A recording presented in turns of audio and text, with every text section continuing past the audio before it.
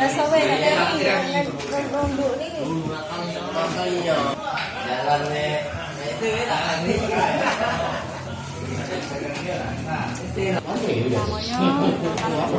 Sari. Biasanya saya dari sekolah di Sekolah Negeri 2 Tunggal.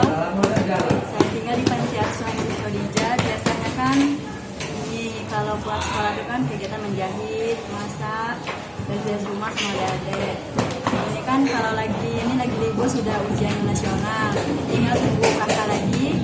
Jadi kegiatannya tuh bantu di sini. Lumayan deh ya.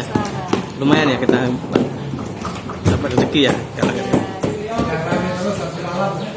Hasilnya dapat rezeki dari sini. Dapat rezeki maksudnya. Ke depan untuk apa duitnya, Dek?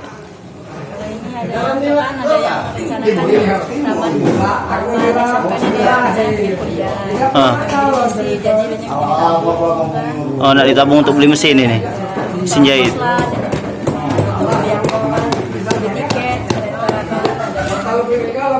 Kuliah kan. Oh, untuk tabungan ya.